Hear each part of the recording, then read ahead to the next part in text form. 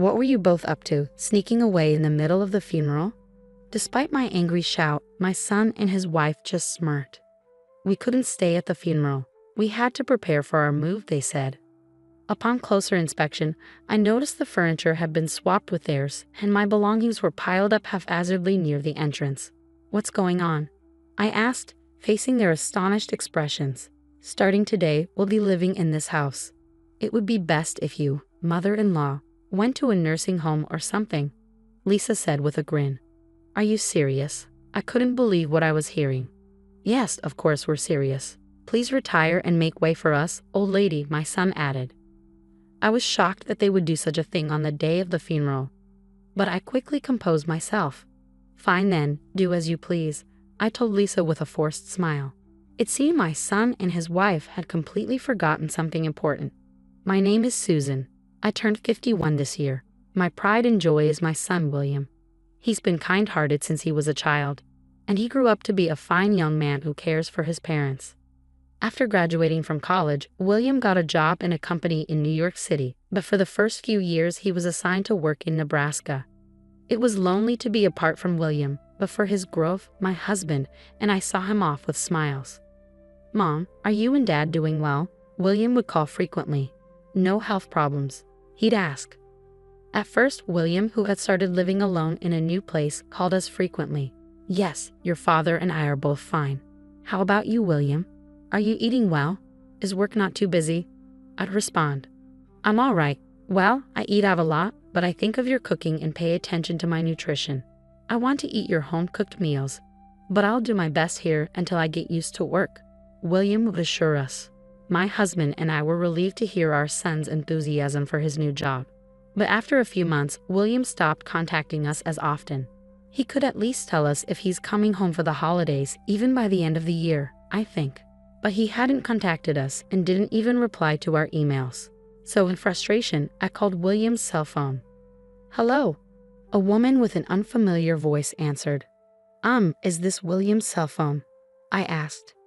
Yeah, but are you a friend of Liam's? The woman replied.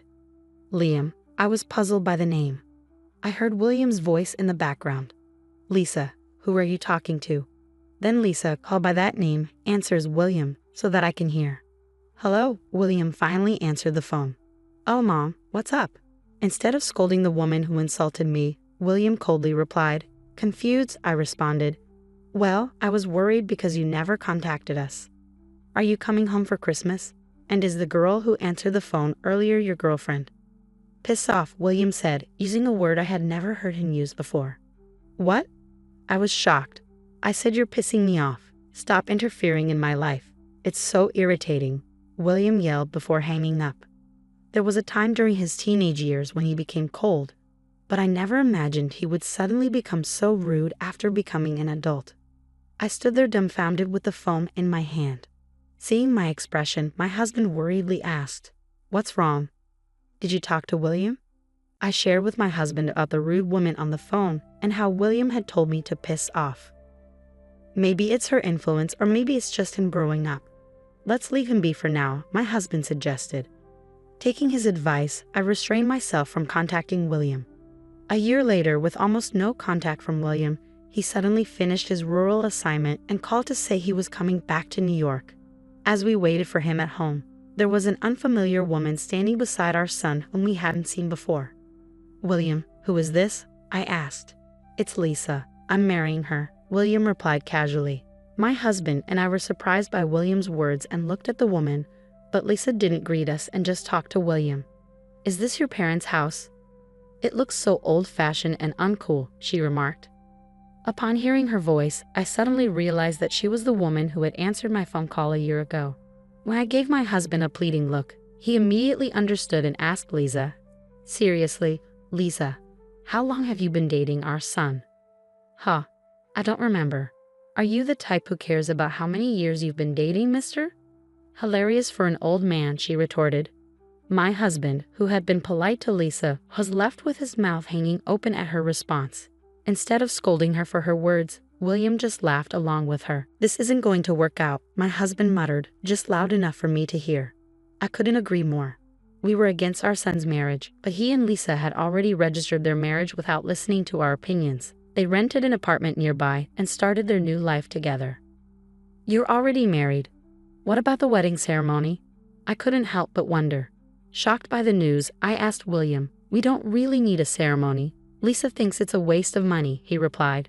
Despite living in a pricey rental apartment, William and Lisa often came to our house for dinner, claiming they didn't have enough money. Although we were happy to see William, Lisa constantly criticized my cooking. Mother-in-law, can't you make more fashionable dishes? This doesn't look good in photos at all, she'd say. I'm not making it for photos. If you have a problem, you don't have to eat it, I'd respond. But Lisa didn't seem bothered. After a year, William started to become more like Lisa, and he would insult us every time he visited. One day, after William and Lisa arrived, I was about to go shopping. William looked down on me and said, Mom, what do you think I called you for yesterday? You should have bought the ingredients beforehand. You're so inefficient. Both my husband and I began to dread William and Lisa's visits. Amidst this, I received even worse news. My husband was diagnosed with cancer. The doctor told us he had only 6 months left to live. Surprisingly, William and Lisa visited my husband in the hospital, perhaps concerned about his condition. After some conversation, they quickly left the room. I hurried to catch up with them to express my gratitude, but I overheard their conversation in the hallway. Your father is in a private room, huh? Isn't that expensive? What a waste of money. Yeah, I thought the same thing. It's not like he's going to survive anyway, so the treatment costs are pointless. It's stupid to spend money on someone who's going to die anyway. True. Hey, Liam, let's get your parents' house once your dad dies. But my mom will still be there. I wish your mother would just follow him quickly. Yeah, it's just a matter of time with her. William and Lisa were making fun of my husband's struggle with his illness and my care for him behind our backs. I noticed my emotions were getting out of control, and I felt like I would lose my composure if I met them in this state. So I returned to the hospital room where my husband was waiting to settle my feelings for a moment. What's wrong? Were you able to express your gratitude to the two of them? My husband asked when he saw me. I relayed the conversation I had overheard in the hallway to my husband, who had been listening quietly, but I could tell he was trembling with anger. I can't believe they would say such things, he muttered, seemingly making a decision. I have an idea. The next day, my husband called William and Lisa into the hospital room. What do you want? We already visited you yesterday. William and Lisa appeared displeased to have their weekend interrupted. I want to talk about the inheritance after my death, my husband said calmly. At the mention of inheritance, Lisa's eyes lit up. Liam is the only son, so the inheritance should be his right. How much is it? As Lisa eagerly leaned in to discuss the money, my husband calmly told her, there are about $70,000 in assets in the bank. The life insurance beneficiary is Susan, so that will go to her. But I plan to leave all the bank assets to William. Lisa thought for a moment. Well, I guess it can't be helped that the life insurance goes to Mom. $70,000, huh? I thought there would be more. But then Lisa suddenly raised her voice. What about the family home? It's in a great location and the land is spacious, so it must be worth more than $100,000, she exclaimed. At Lisa's words, William also excitedly asked my husband, That's right, Dad. What about the inheritance of the family home? My husband spoke quietly. I'm going to put the house in Susan's name. After all, she's the one living there. Upon hearing this, William and Lisa strongly protested. What? That's not fair. Mom's getting the life insurance too, isn't she? The life insurance will mostly be used for funeral expenses and other costs, William argued. Even so, I'm getting the short end of the stick if I only get $70,000 and Mom gets a house worth more than $100,000. That's why I'm saying I'll give all the money in the bank to you, Lisa added. We don't need that petty cash. Forget about the bank money, just leave the house to Liam, they continued. My husband and I exchanged glances and nodded in agreement. Then my husband reluctantly told them, Fine, I'll leave the house to William and all the bank money will go to Susan. Is that okay? All right, William and Lisa celebrated with a triumphant pose. However, my husband continued, as I mentioned earlier, your mother is currently living in that house. Even if the ownership is transferred to William after my death, I want Susan to be allowed to continue living there. William and Lisa brushed off my husband's words in their excitement about obtaining the house. To make sure they understood, my husband reiterated the condition. The condition for William inheriting the family home is that Susan is allowed to live there while she's still healthy. William and Lisa, are you both okay with that? Reluctantly, they agreed. Yeah, we get it. Father-in-law is so persistent. Hearing their words loud and clear, my husband told them, all right, I'll make sure to include this in the will. William and Lisa left the hospital room in high spirits, discussing how to spend the $100,000 they had just received, without even saying goodbye to us. A month later, my husband's condition took a sudden turn for the worse. The hospital did everything they could, but they couldn't stop the progression of the cancer, and my husband passed away. While I was busy organizing the funeral as the chief mourner, William and Lisa were visibly restless. Even during my eulogy, they whispered to each other and quietly left the funeral home. They never returned after the funeral. When I got home, I noticed the lights were on. Feeling suspicious, I opened the door to find William and Lisa waiting inside. What were you two doing, leaving in the middle of the funeral? I exclaimed, but they just smirked. We couldn't be at the funeral. We had to prepare for our move, they replied nonchalantly. Looking around, I noticed that the furniture in the house had been switched with William and Lisa's. My belongings, which should have been in the room, were piled up haphazardly near the entrance. What's going on? I demanded. Lisa quickly interjected. From today on, we'll be living in this house. It'd be nice if you, mother-in-law, went to a nursing home or something. Are you serious? I asked incredulously. Yeah, we're totally serious. You old people should retire already, William added. Shocked that they would do such a thing on the day of the funeral, I quickly changed my attitude and smiled at Lisa. Fine, go ahead, do as you please. William and Lisa were taken aback by my easy acceptance. So you're really going to a facility? Lisa questioned. I'm healthy enough to live alone in this house. So I'm not going to a facility yet. For now, I'll just find a place to live until I settle down. I replied calmly. Satisfied with my response, the couple sent me on my way. 1 month later, I received a call from Lisa. Mother-in-law, she said urgently, a lawyer just called and said that the house isn't under Liam's name but yours. What's going on? Well, about that, I began, explaining to Lisa about the conditional will my husband had discussed with both of them. He told you both that the house would be under William's name as long as I was able to continue living there. Now that you mention it, he did say something like that to make sure there was no confusion later on. My husband made sure to include that in his will. He should have told you in the hospital room. But that doesn't mean we have to give it back. Under a conditional will, if the conditions aren't met, you lose the right to inherit, Lisa retorted. The moment you kicked me out of the house, you lost the right to inherit it. I replied firmly, recalling the conversation I had with my husband in the hospital room. I was furious that they had called my husband as good as dead. My husband was also quite angry at the two of them, making comments that seemed to wish for my early death. However, I had a faint hope that if I died and left William alone, he might revert back to his kind self. If I could continue to live peacefully in our home, even after my husband's death, I was willing to let the ownership of the house go to our son. So I held on to that glimmer of hope. I had also hoped that your hearts would change with my husband's death, which is why I agreed to his proposal. The conditional will was your last chance. I mean, you anticipated this might happen. Lisa conceded. I didn't want to, but you two kicked me out on the very day of the funeral, I reminded her. I never thought you'd treat your parents so carelessly, but thanks to that, I've made up my mind, I declared firmly. Made up your mind to do what? Lisa retorted angrily. To kick you two out of that house and cut ties with you, I responded, my tone unwavering. Well, we won't accept that. This house is ours. We're not going anywhere. Lisa continued defiantly.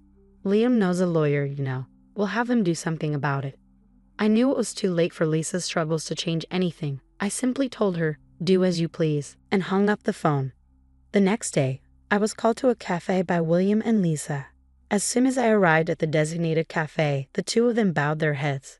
Mom, I'm sorry, William began, and Lisa echoed his sentiment. Mother-in-law, I apologize.